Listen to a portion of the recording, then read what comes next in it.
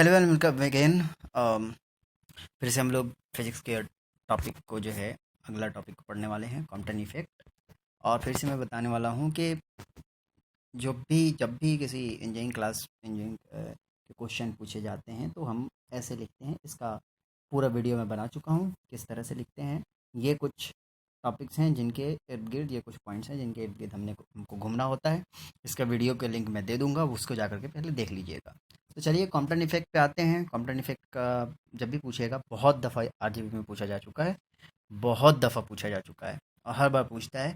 और इस तरह से पूछा जा सकता है, एक्सप्लेन कॉम्पटन इफेक्ट, या प्रूफ करने को पूछा जा सकता है ना, कॉम्पटन इफेक्ट को प्रूफ कीजिए। और एक्सप्लेन एंड प्रूफ भी कहा जा सकता है। जिस भी तरह से पूछे हम कॉम्पटन इफेक्ट लिखने की कोशिश करते हैं, देखते हैं कैसे। तो सबसे पहले हमको को लिखना होता है क्वेश्चन नंबर, वो हम लिख देंगे। उसके बाद टॉपिक ऊपर डालेंगे, हेडिंग। उसके बाद उसका डेफिनेशन लिखेंगे कि ये है क्या। चलिए, उसके बाद ग्राफ है तो ग्राफ बनाएंगे। तो चलिए यहाँ तक आते हैं। क्वेश्चन नंबर जो भी एग्ज़ाम हॉल में, एग्ज़ाम क्वेश्चन में जो भी देगा, क्वेश्चन नंबर वो लिख देंगे।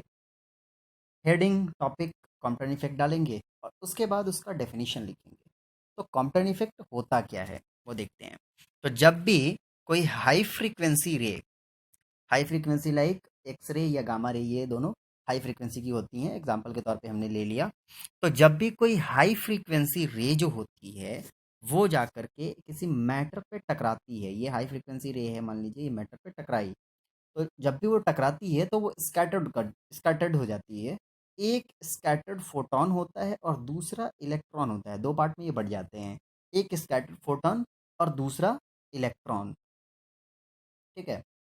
तो बस इतना ही है कि जब भी कोई हाई फ्रीक्वेंसी की रे, एक्सरे या गामा रे कह लेते हैं, आती है तो दो पार्ट में बढ़ जाती है। एक हो जाता है स्कैटर्ड फोटॉन, दूसरा हो जाता है इलेक्ट्रॉन।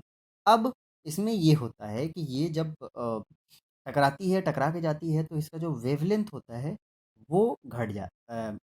सॉरी, नॉट घट जाता है, बढ़ जाता है। ठीक है। वेवलेंथ किसे कहते हैं वो हम लोग पढ़ चुके हैं और पिछली क्लासेस में। इन दोनों के ये जो वेव होते हैं, दो वेव के बीच की दूरी जो होती है तो वो बढ़ जाती है। ठीक है। तो अब इसमें बस इतना सा आपने को याद रखना है कि जब भी कोई हाई फ्रीक्वेंसी की रे आती है और किसी भी मैटर पे टकराती है, ठीक है, तो वो दो पार्ट में बढ़ जाती है। एक स्कैटर्ड फोटॉन, दूसरा इलेक्ट्रॉन। ठीक है। ये कॉम्पटन ने बताया था, उनका इफेक्ट बताया था, ये कॉम्पटन का इफेक्ट है। अब आते हैं, इस ग्राफ को और ज़्यादा थोड़ा समझने की कोशिश करते हैं जिससे कि हम प्रूफ करने में हमें आसानी होए। और कैसे प्रूफ करते हैं इसका एक आइडिया दे रहा हूँ मैं। ठीक है।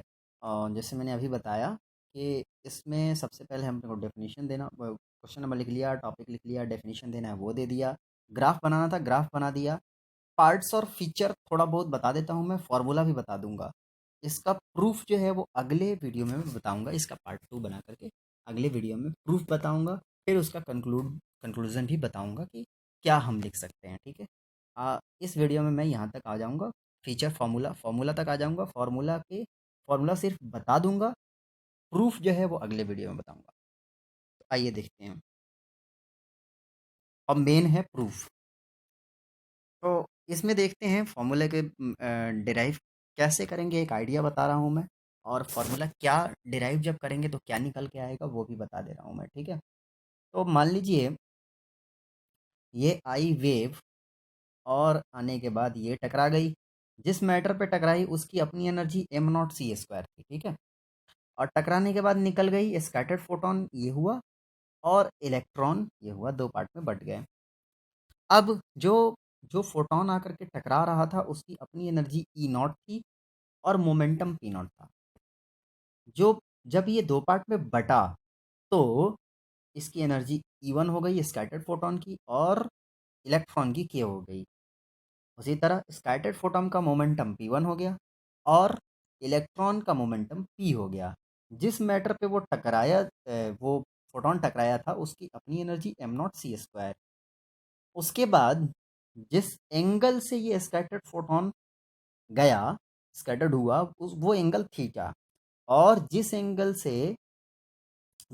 से ये अपना इलेक्ट्रॉन जो है वो मूवमेंट किया, वो एंगल हो गया फाई। ठीक है, अब आते हैं इसको करते कैसे हैं, ये मैं एक छोटा सा आइडिया दे देता हूँ। इसको रिजोल्व करते हैं, ये एक वेक्टर की तरह जो हम लोग पिछली क्लास में करते आए हैं। इसको पहले एक्स के रेस्पेक्ट में, एक्स के अलॉन्ग वो करेंगे, रिजोल्व करेंगे, फिर वाई के अलॉन्ग रिजोल्व करेंगे, है ना। एक्स के अलॉन्ग फिर वाई के अलॉन्ग रिजोल्व करेंगे, दो इक्वेशन आएगा, और फिर आगे बढ़ते जाएंगे, एक बार मोमेंटम को, फिर एनर्जी को। ठीक है, और इस तरह से रिलेटिविस्टिक एनर्जी की थ्योरी लगाएंगे, कंजर्वेशन ऑफ एनर्जी की थ्योरी लगाएंगे, मोमेंटम की थ्योरी लगाएंगे, और इस तरह से ये प्रूफ हो जाएगा। फॉर्मूला क्या आएगा वो मैं बता दे रहा हूँ।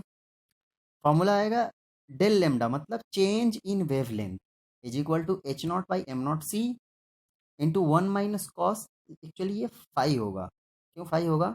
ये यहाँ पर अगर इसको इसको अगर हमने इसको अगर हमने फाई लिया, और उल्ट इसको मैंने ऊपर ऊपर वाले को जब थीटा लिया है, तो फॉर्मूले में यहाँ पर फाई होगा, फॉर्मूले में यहाँ पर फाई होगा। तो इसको आप फाई बना लें।